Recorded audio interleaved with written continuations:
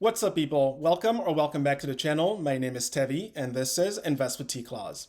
Another week has gone by, and more of you awesome people have joined the channel, bringing our total number of subscribers to 30. New milestone, and definitely appreciate all the support up to this point. Please continue to like and share with your friends, or anybody really for that matter that you think would benefit from this content. And for those of you who are watching but not subscribed yet, just join in. It doesn't cost you anything, and it helps the YouTube algorithm get this content out to more people. Again, thank you for the support, and it certainly goes a long way in helping the channel grow. The last time we spoke about NIO, I set the price target at $100 and talked through some of the catalysts that were coming our way to help the price reach that new target. And I'll link the video here, and you can go back and watch it if you haven't already. Well, since then, we have confirmation that NIO actually has exceeded the expectations for December with a total number of cars delivered of 7,007. This brings the total for Q4 2020 deliveries to 17,353 cars. That's a total deliveries for 2020 as a whole of 43,728 cars, which is a 112% year over year increase over 2019. So massive numbers. And this brings, honestly, their total lifetime deliveries to 75,641.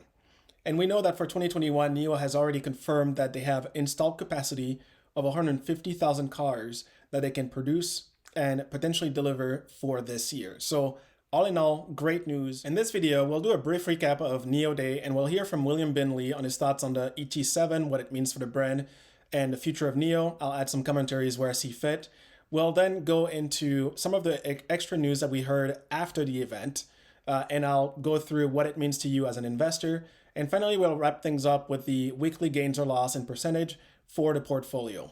But before we get started, I want to give a quick shout out to Katie Cromer and Shamra Williams for getting started on their investment journey, signing up through Robinhood, and getting their free stock in the process. Now, if you're also interested in getting your own free stock, feel free to use my referral link in the description below. All right, let's get into the video. The NIO Day event was actually pretty long. It was a great show, but it was over 3 hours, right? And when you consider that the actual product presentation was only 30 minutes, you can really just skip ahead. But obviously at the time you couldn't do that. What I did is I found a clip that's focused solely on the 30 minutes, and I'll link that in the description below. Go and watch it on your own time. But really for today, what I want to do is focus on a few things that jumped out at me as we were going through the event. And I'll use my notes to make sure that I don't miss anything. The first thing on the list here is going to be the 150 kilowatt battery pack, right? So we already knew that they were going to announce it. What we didn't know was the full range that you were going to get out of that battery pack. And now it's confirmed that it's going to be 628 miles. In addition to that, and I think this is probably the most interesting thing, is that they're going with a solid state battery. And one of the main benefits of going solid state versus your standard lithium ion battery is that in a car crash, for example, if the pouch was to get punctured, it's not going to burst into flames. So by design, it's a little bit safer. And that's just one more way that they're differentiating themselves from Tesla and some of the other competitors out there. The second thing that caught my eye was the seamless integration of LiDAR technology into their vehicle in support of their autonomous driving capabilities. Now, if you've heard or seen LiDAR technology before, it's typically super bulky, does not look aesthetically pleasing, but this integration here frankly looks good. I mean, it took a few shots at Tesla in the process. They talked about what their system is going to be able to do in 2022 when it's released versus what Tesla is currently offering. I like that they're going more aggressively for that number one spot, and not afraid to kind of boast about what they have available. Now, in all fairness and in honesty, it's not like Tesla is going to be standing still between now and 2022, right? This is new tech that NIO is proposing, but also keep in mind that Tesla is working on their next generation autonomous driving. And to be completely fair, FSD, or Tesla's full self-driving, is getting better and better by the day. So again, we'll see where we are in a year from now, but they're pushing the boundaries.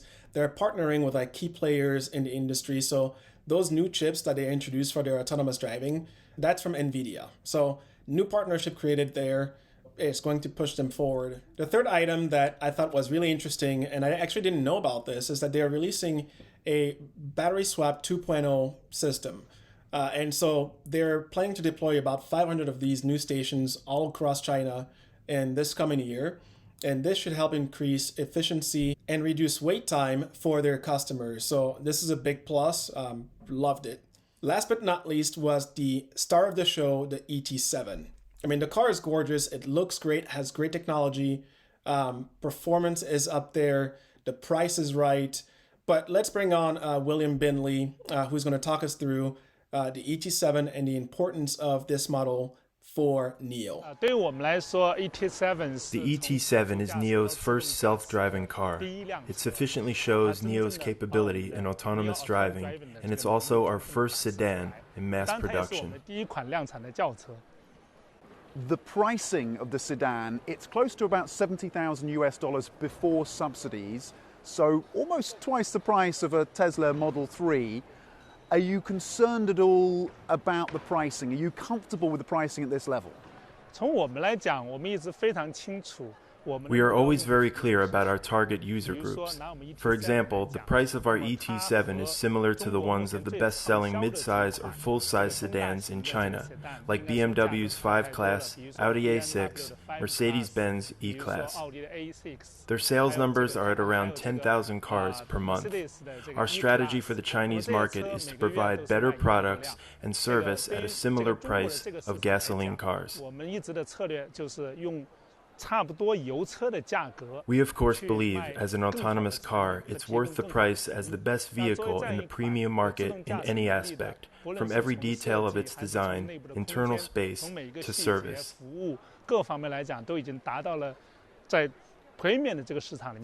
In fact, after the launch, many from our user community and media think the pricing is probably a little low. I thought it was interesting that the interviewers saw the ET7 as a Model 3 competitor instead of a Model S competitor, considering that it's more in line from a size and price perspective with the Model S. In addition to all the features that are packed in there, I mean, it's pretty clear that this is more of a premium brand car than a mass market car. Now, I would have liked to see a Model 3 competitor introduced as the first sedan for NIO. And the reason for that is that, again, if we're going after mass market, there's going to be a lot more revenue. It hits the bottom line and ultimately push the stock price up, right? So as an investor, that's really what I wanted to see. Now, that's not to say that this is not the right move. Again, NIO is trying to build their customer base and really appeal to that premium market. So it makes sense. And even though we didn't hear about the Model 3 competitor right away during the event, William, after the fact, did say that NIO would consider or is considering a spin out of their brand to create more mass market models. The competition obviously with Tesla continues to heat up. Do you see the ET7 as putting you and NIO in a different class? The ET7 is not a car competing with Tesla's Model 3.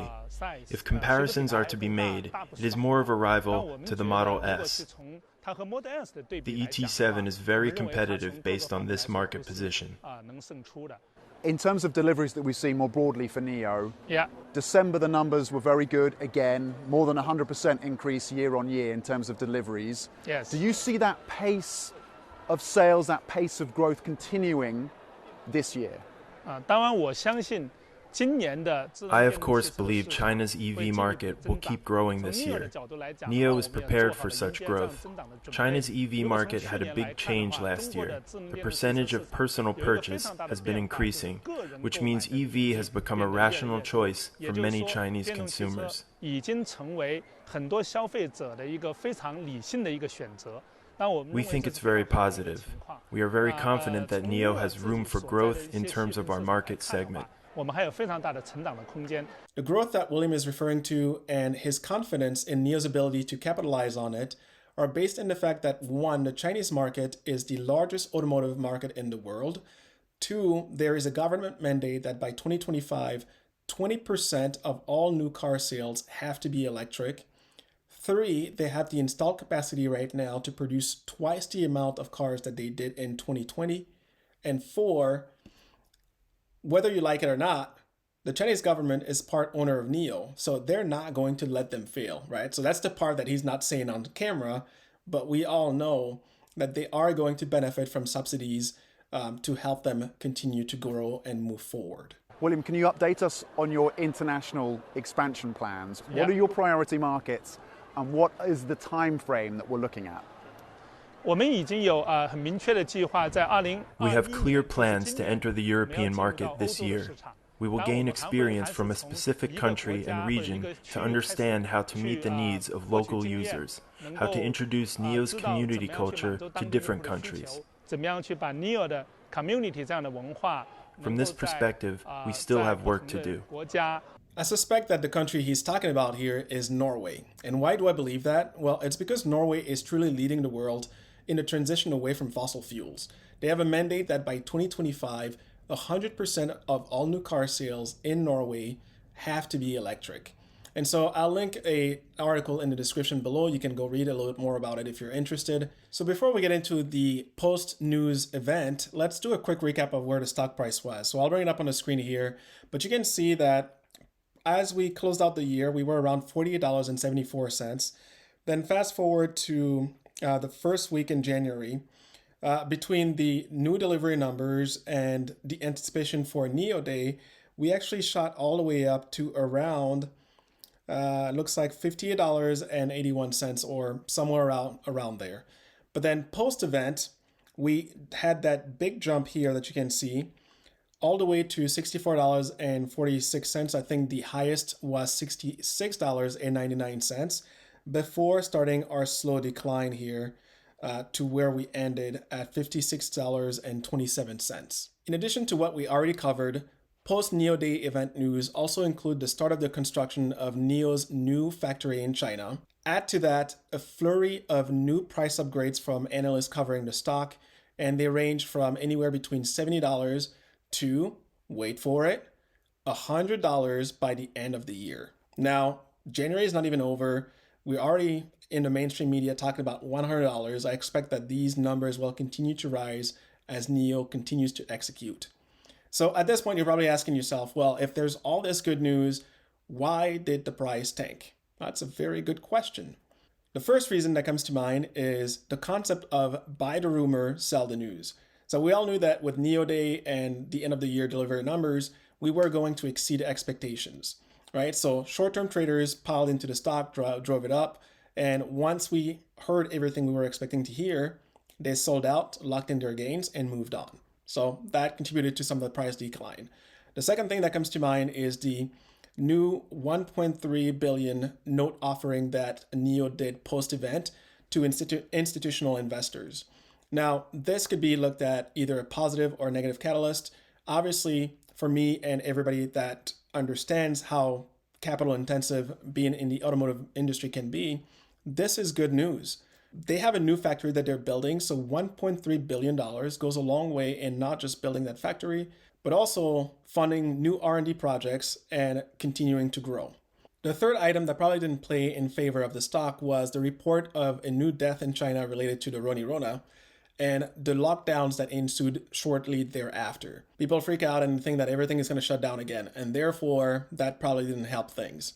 Last but not least, and I'll bring it up on the screen here, was that we were expecting that on Thursday with Biden's speech, we were going to hear all about, the new stimulus package and everything else that comes along with it. Well, that was supposed to be a springboard for the stock price and the market as a whole to go further up. But instead, you can see here that this happened. It just fell. It kind of reminds me of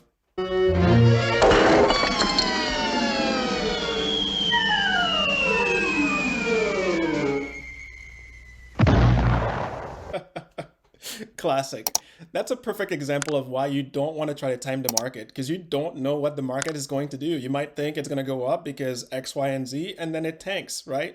So at the end of the day, nothing fundamental has changed with NEO. Everything else that's, dragging the stock price down is due to outside forces. And even though we're down from the all-time high of $67, that's a 10 or 13% drop, which is pretty massive. It's a correction and it's healthy, right? And if you look at the history of the NEO stock, unrelated to this particular event, but just looking at the past year, NEO tends to jump to a new all-time high, consolidate, then I'll drop for a little while, consolidate, gather support, and then jump again to a higher high. And this is repeated over and over and over to where we are today. So right now, as it's dropping, it's in a new consolidation phase. So what should you do as an investor? Well, I'm not a financial advisor, so I really can't be giving you financial advice. Instead, I'm going to tell you what I plan to do and the why behind it. And you can use that as a data point in your own thesis. So as the stock price is now consolidating and it's dropping a little bit more, well, I'm going to take advantage of it and I'm going to buy more. That way, when we go back up to the $67 range, that's $10 per share that I'm going to make for every share that I'm able to buy between now and when we go back to $67. That's my plan. All right, so let's switch over to the weekly performance gain and loss, and we'll go over that. I'll bring it up on the screen here again. This was a brutal week, but it was also a great week to go shopping. And so you can see here that we started with, in the red. We had a little bit of positive here, just a smidget of green at 0.72%. Then took a sharp dive all the way down to 578. Clawed our way back up, by Tuesday. Felt pretty good. We thought, things are looking great. 0.83%. Things are, finally moving in the right direction. And they did, right? So you can see that we climbed and climbed and climbed and climbed all the way to Thursday. And then the speech happened and we fell off a cliff all the way to where we are now at negative 4.64% down on the week. But as I said, nothing here is as a result of any of the companies that I own underperforming. This is truly the market as a whole dropping because of uncertainty and everything else that's going on around. So I expect that some of this weakness will continue into next week, as we go through inauguration and the market has a chance to truly digest what the new plan means and what will come to fruition as a result of it. Sentiment will turn. And as it turns and we move back higher, I'll be in a better financial position. All right, people, this will do it for today's video. I know we went a little long, but there was a lot to unpack. If you found today's content valuable, please drop me a like and share with your friends. Also, remember to ring that notification bell and hit the subscribe button. This will ensure that you don't miss any future content as I post every Sunday and occasionally during the week. With that said, stay humble, hustle hard, and I'll see you in the next one.